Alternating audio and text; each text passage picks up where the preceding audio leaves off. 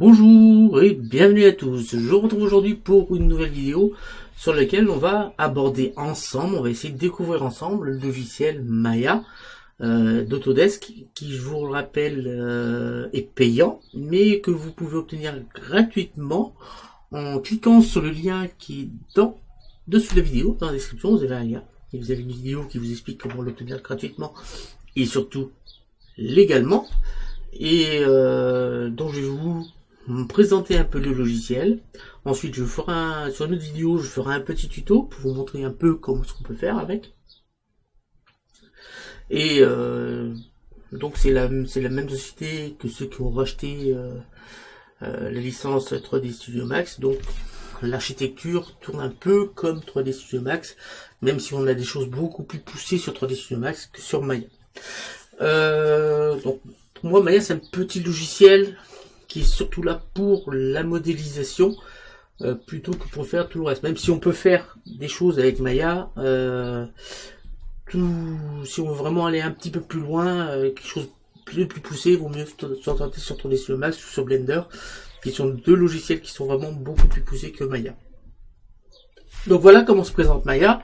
Quand vous allez l'ouvrir pour la première fois, sachant qu'ici on a des menus en haut. Voilà, on a des menus. On a selon ici le type, là on est en modeling, vous allez voir que si je clique sur rigging, les menus changent en haut en fonction de ce que l'on veut faire. Voilà. Ensuite, ici en dessous, on a ce qu'on appelle des shelves. Donc selon ce que l'on veut faire, c'est pareil. On a plus ou moins de choses à modifier. Voilà. Arnold, c'est le moteur de rendu, hein, comme sur 3D Studio Max. Et après, on a les 4 vues. Alors, si on veut passer en vue perspective, si vous avez regardé mes tutos sur Blender, pour retrouver un peu la vue sur Blender, on appuie sur la touche espace du clavier. Attendez, hop, on va se mettre là. On va appuyer sur la touche espace. Et une fois qu'on est, on est passé en vue perspective. Si on repasse en vue quad, on appuie sur la touche espace. Voilà. Et là, si je veux par exemple passer en vue de face, c'est-à-dire front, j'appuie ici, hop, et j'appuie sur la vue front. J'appuie sur espace, je mets mon curseur sur la vue de top et j'appuie sur la vue. Et là, je passe en vue de top. Regarde, on est bien sur la vue de top. Voilà. Alors, on va passer en vue perspective. Donc, il suffit de mettre mon curseur là, j'appuie sur la touche espace et on passe en vue perspective. Alors ensuite, si on veut mettre des objets, par exemple, je veux mettre une sphère. En cliquant sur sphère, alors vous avez deux solutions, hein, attention. Si vous avez, si en cliquant sur sphère, vous avez directement la sphère, c'est normal, c'est qu'il y a une modification à faire pour pouvoir mettre la sphère comme vous voulez. Parce que vous voyez, là, c'est moi qui décide de faire la sphère comme ça. Hop. Voilà, CTRL Z pour revenir en arrière. Alors pour la sphère, vous allez dans Create. Alors problème, hein, par 3D Studio Max, sachez que Maya est en anglais. Il n'y a pas de version française de Maya. Donc, vous allez aller dans les polygones primitifs, par exemple.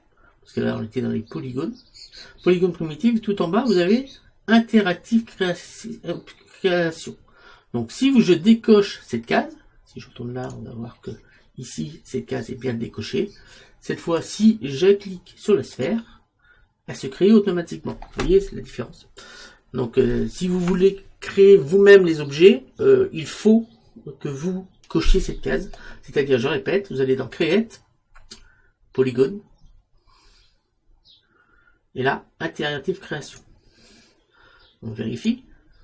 Normalement, ça a dû être pris en compte. Polygone, voilà, c'est bien coché. Maintenant, je vais supprimer la sphère. Je vais recliquer, on va cette fois faire un cylindre. En cliquant sur cylindre, vous voyez qu'on a cette phrase qui apparaît. On va mettre d'abord, premièrement, on met un diamètre à notre cylindre. Et une fois qu'il est fait, après on a ce petit curseur pour venir augmenter un petit peu la taille de ce cylindre. Donc ensuite, on a les mises à l'échelle. Donc, je rappelle, c'est WER. Donc W permet, vous voyez qu'on a ce gizmo qui vient d'apparaître, permet de bien sûr de déplacer selon l'axe en cliquant sur l'axe. Si on clique sur les carrés, par exemple ce carré, ça sera sur l'axe Y X, alors, très important, les axes X, Y et Z ne sont pas orientés comme sur Blender ou comme sur 3D Studio Max. C'est-à-dire que l'axe Z, il n'est pas vers le haut, là, l'axe vers le haut, c'est l'axe Y. De toute façon, ici, on a un petit gizmo qui vous rappelle les axes. Donc, bien se mettre en tête qu'on n'a pas les mêmes directions d'axe. Par rapport à la grille. En fait, c'est comme si la grille sur 3D Studio Max, elle était verticale. Voilà. Parce que je rappelle que l'axe, normalement, l'axe Z, c'est l'axe vertical. Mais sur Maya, c'est l'axe Y qui est vertical. C'est une petite gymnastique, mais on s'y fait. Donc, je rappelle que si on clique ici, on en sera sur l'axe X, Z. Si je déplace ici, alors si je viens ici, on d'accord, je clique ici, et là, je ne peux pas me déplacer verticalement. Ensuite, si je clique sur le carré, en fait, on déplace tout l'objet. Ça, c'est là, déplacement, j'ai appuyé sur la touche W. Donc, si je veux faire une rotation, ça va être l'axe R. Donc là, on a bien nos gizmos de rotation. Donc là, si je viens ici, on va bien pouvoir faire tourner ici. Donc, je reviens en arrière. Et pour la mise à l'échelle, c'est R. Donc là, on a pareil, des gizmos de mise à l'échelle. Donc, si je viens seulement sur l'axe X, vous voyez bien que je vais pouvoir faire une mise à l'échelle que sur l'axe X. CTRL Z. Si je veux faire une mise à l'échelle sur l'axe XZ, CTRL Z. Et ensuite, ici, ça sera sur tout l'objet en attente. Voilà. Alors, toutes ces W, E, R, si vous voulez pas vous rappeler un peu comment fonctionnent les raccourcis, bien que quand je ferai les tutos, vous aurez ici un petit menu qui affichera, voilà, il est là, tac, qui affichera, vous allez voir que là, si j'appuie sur W, vous avez bien le raccourci qui s'affiche, et ainsi de suite. Voilà. Je vous en gloum, je sais pas pourquoi d'ailleurs. Mais là, on a le petit menu qui s'affiche. Voilà. Ça, vous aurez les raccourcis qui vont s'afficher comme pour Blender. Je sais pas, je mettrai là, changer la couleur, c'est très bon. Ensuite,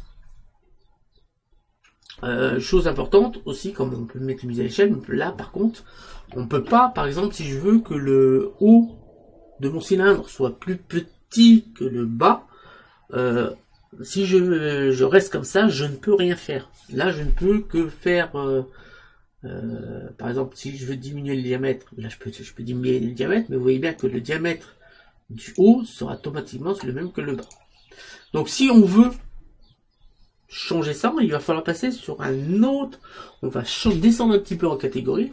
Donc les fameuses catégories, vous les retrouvez ici. Donc là on a la catégorie de la scène, proprement dite. Ici on a la catégorie de l'objet, et là on a la catégorie qui est en dessous, qui, si vous avez l'habitude de Blender, correspond un peu au mode edit de Blender.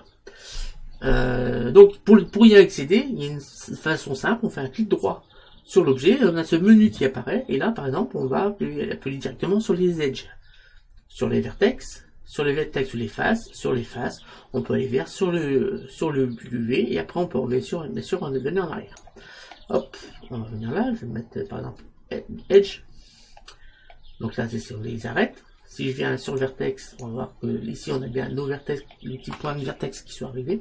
Donc bien sûr, hein, pour tout ce qui est déplacement et tout ça, on va appuyer sur la touche Alt, clic droit de la souris. Clic droit de la souris, ça fait le zoom. Alt, clic gauche de la souris, c'est la rotation dans tous les sens. Et Alt, clic de la roulette, c'est un pan. Voilà. Alors si je veux sélectionner tous nos objets, je fais un rectangle de sélection ici. Alors on va pas l'oublier. Hein. Tac. On vient tout le sommet. Alors on vient bien s'assurer. Hop. Donc hop. Tac. On vient bien s'assurer qu'en bas on n'a pas pris. Et là cette fois vous avez vu qu'on peut sans problème changer le diamètre. Et là l'avantage que c'est même si je le fais au centre, vu qu'on a sélectionné que les vertex du haut, on peut sans problème augmenter ou diminuer le diamètre du disque du haut, indépendamment du disque du bas. Donc voilà. Après, pour tout ce qui est dépliage UV, après si on veut repasser au mode qu'on était avant, c'est le mode objet, tac, on vient ici, on clique sur mode objet, on passe au mode d'avant, et là on peut rechanger comme on avait fait. Si je viens ici, on va pouvoir diminuer le diamètre et on respecte la proportion des différences entre le disque du haut et le disque du bas. Ensuite, on a les fameux dépliages UV. Donc, vous les voyez ici. Ça, ce sont des dépliages UV. Donc, si jamais je veux faire un dépliage UV, vous voyez qu'on a un dépliage UV qui va se faire. Mais ça, j'en aborderai quand je ferai le tuto derrière. Ici, après, on a des outils qui sont ici. Donc c'est pareil, je les aborderai dans les tutos parce que je vais pas les aborder comme ça parce que ça va compliquer un peu la compréhension. C'est juste une petite vidéo de présentation du logiciel. Donc après on a les rendus, on a vraiment beaucoup d'outils. Donc c'est pas un logiciel qui a ma préférence. Mais si vous voulez que je fasse des tutoriels là-dessus, c'est pas un problème, je peux vous en faire quand même. Même si c'est pas un logiciel qui a mes préférences, déjà pour une première chose, il n'est pas en français. Deuxième chose, c'est pas assez précis pour moi. On a des choses qui sont quand même, parce qu'on comprend 3D Studio Max ou Blender, on fait des choses beaucoup plus poussées avec 3D Studio Max ou Blender, contrairement à Maya. Et quatrième chose, on a le même problème que sur 3D Studio Max. Tout ce qui est rendu 3D et rendu physique, le problème c'est qu'ils se servent des microprocesseurs des ordinateurs, ils n'ont pas des cartes graphiques contrairement à Blender, ce qui fait que le rendu il est beaucoup plus long, vraiment beaucoup plus long sur 3D Studio Max ou Maya par rapport à Blender qui lui se sert des cartes graphiques qui permet un rendu beaucoup plus rapide, entre 3 et 4 fois plus rapide. Donc c'est pour ça que Maya n'a pas en référence par rapport à, par exemple, à 3D, par rapport à 3D Studio Max. Mais c'est pas un problème, je ferai déjà un premier tutoriel.